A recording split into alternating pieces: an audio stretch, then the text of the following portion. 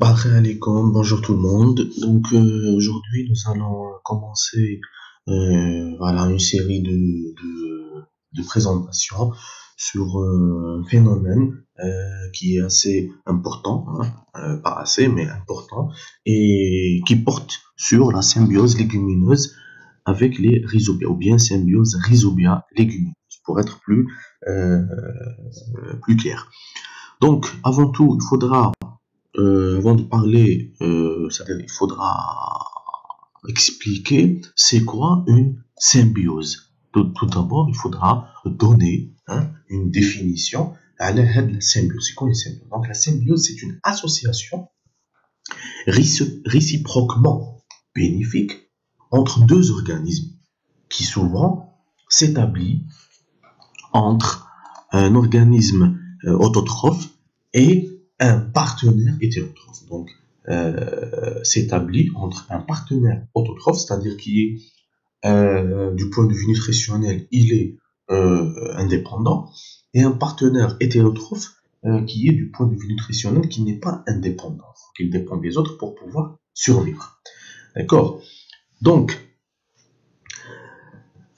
si on doit parler de symbiose, on ne peut pas, c'est-à-dire passer dessus sans donner une petite, c'est-à-dire une petite lueur, enfin une petite explication, avec le concept de symbiose. Alors, avec le concept de symbiose, c'est-à-dire c'est un concept qui a été établi.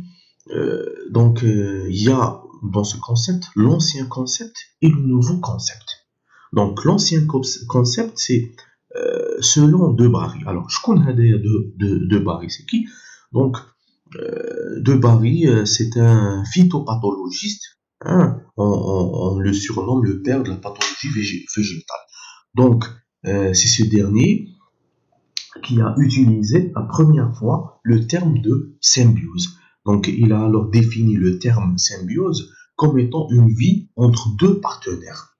Donc, au préalable, c'était un champignon et un organisme végétal hôte qui vont obtenir par différentes voies des métabolites, c'est-à-dire des substances organiques résultant du métabolisme des deux partenaires, et des nutriments, c'est-à-dire des substances minérales. Donc, c'est-à-dire selon cette première définition et selon les bénéfices ou les dommages causés l'un ou aux deux partenaires, De Bary a distingué quatre types de symbiose. Donc, nous avons la symbiose mutualiste, qui est, on peut la définir comme étant l'association, c'est-à-dire elle est bénéfique pour les deux partenaires, puisqu'on a symbiose mutualiste, c'est-à-dire entre deux partenaires. Donc, lorsque l'association est bénéfique pour les deux partenaires, c'est-à-dire qu'il y a un échange réciproque et bénéfique pour les deux organismes. Il a défini la symbiose neutraliste, donc on a toujours le terme symbiose qui revient, symbiose neutraliste, si les deux partenaires n'exercent aucune influence l'un sur l'autre, ni bonne ni mauvaise, donc c'est-à-dire qu'aucun des deux organismes n'est affecté par l'autre. Ensuite, nous avons la symbiose commensaliste, si un seul des deux partenaires tire des bénéfices de l'autre sans lui être néfaste. Et nous avons la symbiose antagoniste, lorsque un des deux partenaires tire bénéfice de l'autre en lui causant, cette fois-ci, en lui causant des dommages jusqu'à l'inhiber dans sa croissance. C'est le parasitisme. Donc, un des deux partenaires est alors pathogène à son hôte, et généralement, c'est le champignon ou la bactérie qui est pathogène à l'organisme végétal. Donc, ça, ce sont les quatre types de symbiose qui ont été élucidés par de Bary.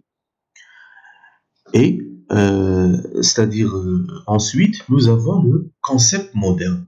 Donc, ce concept moderne,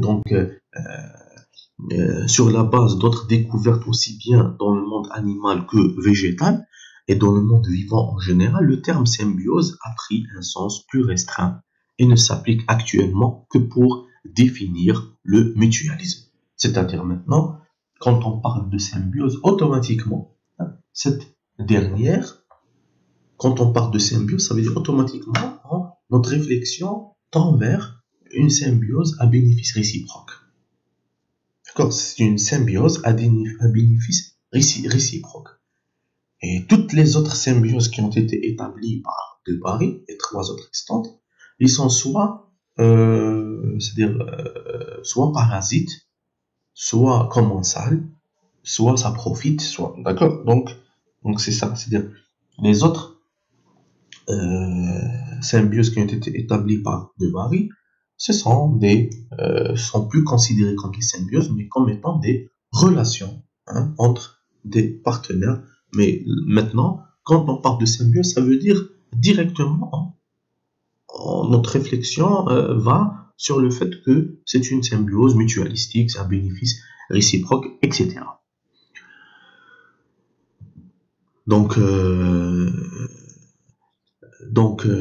on peut ici voir que on peut parler aussi de cette théorie endosymbiotique. On peut pas parler de symbiose sans parler de cette théorie endosymbiotique. Donc, la symbiose a une très grande importance dans le monde vivant. Cette importance a été récemment soulignée par la théorie endosymbiotique qui se confirme de plus en plus et qui expliquerait l'association symbiotique d'organismes prokaryotes primitifs. Par exemple, des bactéries aérobies et des cyanobactéries avec des cellules eucaryotes archaïques au cours de l'évolution et qui auraient abouti à la formation des mitochondries et des chloroplastes dans les cellules eucaryotes actuelles. Je m'explique, ça veut dire quoi? Ça veut dire que dans le temps, la théorie de symbiotique, elle s'est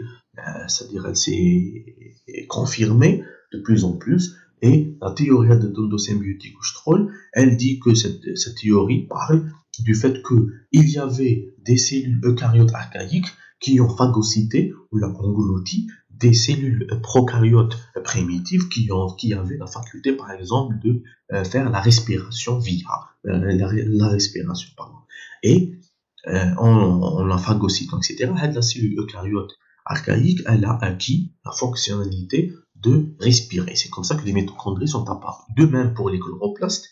Donc, des cellules eucaryotes archaïques, ils ont englouti, phagocyté des cellules primitives prokaryotiques qui avaient la capacité de faire la photosynthèse. C'est ainsi que les chloroplastes sont apparus dans les cellules eucaryotes.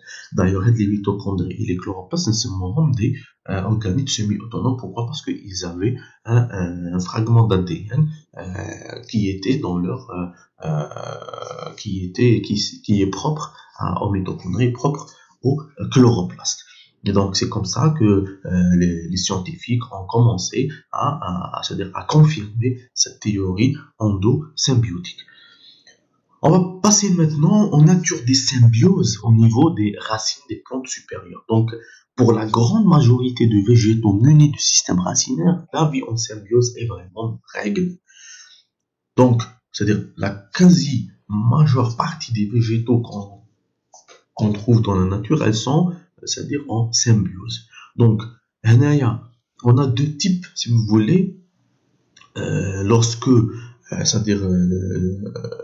microsymbiote est prokaryote et lorsqu'il est eucaryote, on distingue qu'il y a c'est-à-dire lorsque le microsymbiote est prokaryote, on a 3 types de symbiose, et lorsqu'il est eucaryote, on a un autre type de symbiose. Donc, on va parler, là, on va citer, si vous voulez, lorsque le microsymbiote est prokaryotique, on distingue les phycorhizes ou les algorhizes. C'est une association ou c'est une symbiose entre certaines espèces de cyanobactéries, par exemple Nostoc, etc., et des racines de Cycas revoluta, qui est une cécadophyte.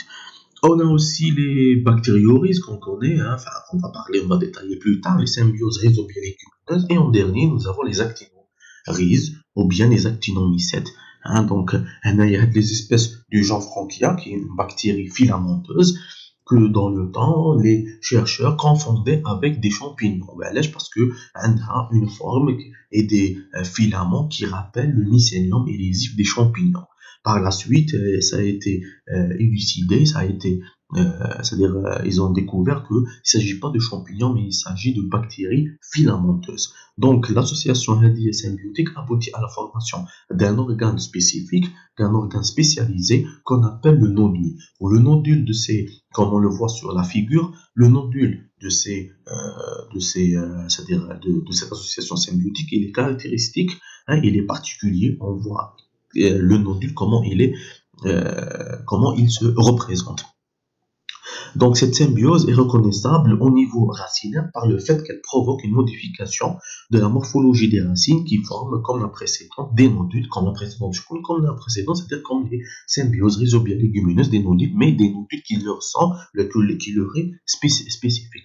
Lorsque maintenant le microsymbiote il est eucaryotique, c'est-à-dire le deuxième partenaire, le partenaire microscopique, il est eucaryote, c'est-à-dire qu'il possède un véritable noyau où le matériel génétique il est entouré par une enveloppe nucléaire. Donc l'association symbiotique se fait alors entre deux organismes eucaryotes, c'est-à-dire le végétal qui est eucaryote et le partenaire microscopique qui est eucaryote. Donc des champignons du sol qui sont hétérotrophes et telluriques, c'est-à-dire qu'on trouve uniquement dans les sols, et les racines de la majorité des végétaux. Donc on dit que la mycorhisation, parce que c'est le cas, on dit la symbiose mycorhizienne, la mycorhisation, elle, à peu près, c'est-à-dire on la trouve dans 90 ou 95% au niveau de tous les végétaux qui existent dans la nature. C'est-à-dire la mycorhisation, elle est de règle pour toutes les espèces végétales.